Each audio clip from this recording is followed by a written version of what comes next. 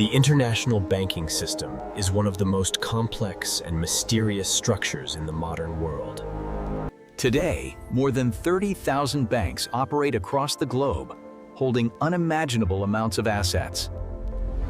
The 10 largest banks alone control roughly $25 trillion. Despite how complex banking looks today, it was originally created to make life easier. To understand banking, we must travel back to 11th century Italy, the heart of European trade. Merchants from across the continent met to trade, but faced a serious problem. Too many different currencies were in circulation at the same time.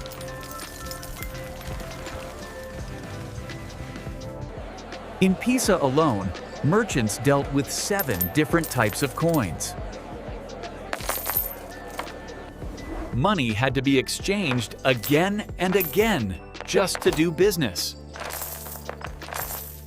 These exchanges often happened on benches in open marketplaces. This is where the word bank comes from, the Italian word banco, meaning bench. Travel dangers, fake money, and limited access to loans created growing risks. People realized the system needed to change. Pawnbrokers began offering credit to businessmen.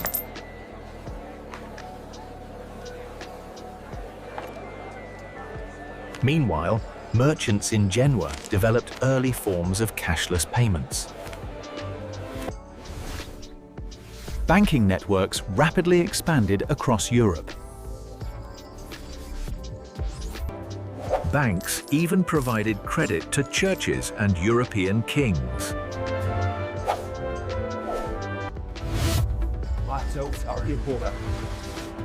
So what do banks actually do today? At their core, banks are in the business of managing risk. People store their money in banks and earn a small amount of interest. Banks then lend that money out at higher interest rates. Some borrowers will fail to repay their loans.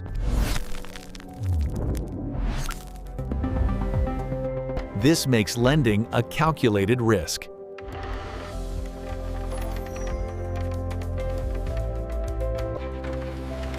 Yet this process fuels economic growth by funding homes and expanding industries.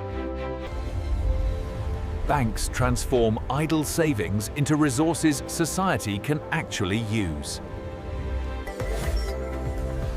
Banks earn money not only from loans, but also from many different financial services. One major source of income comes from accepting savings deposits.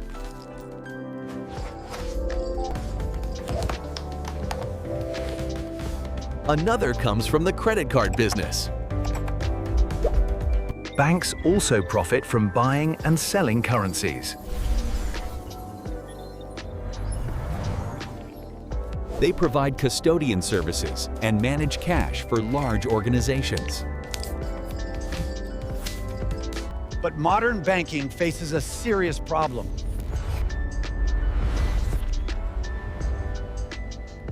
Many banks moved away from long-term stability toward short-term gains.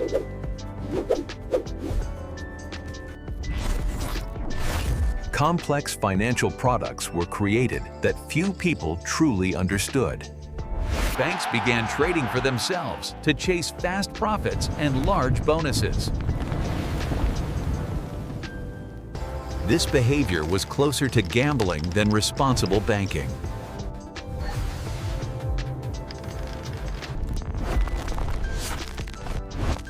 The consequences damaged entire economies and societies.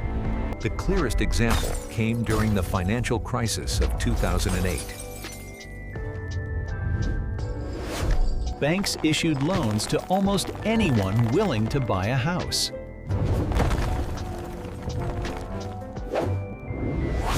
This pushed banks into extremely risky positions. When the housing market collapsed, the damage spread rapidly. Stock markets crashed across the United States and Europe.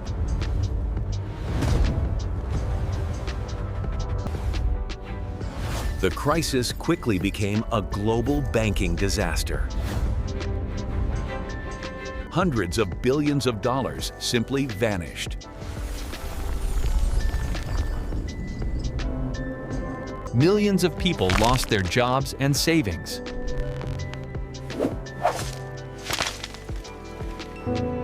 Bankers became some of the least trusted professionals in society. Governments were forced to intervene to prevent total collapse. Massive bailout packages were created to stabilize the system. New regulations were introduced to control banking risks. Banks were required to hold emergency funds to absorb future shocks. However, some strict reforms were blocked by banking lobby groups. Today, alternative ways of providing financing are growing faster than ever before. One model is fee-based investing, where clients pay a yearly fee and advisors avoid sales commissions.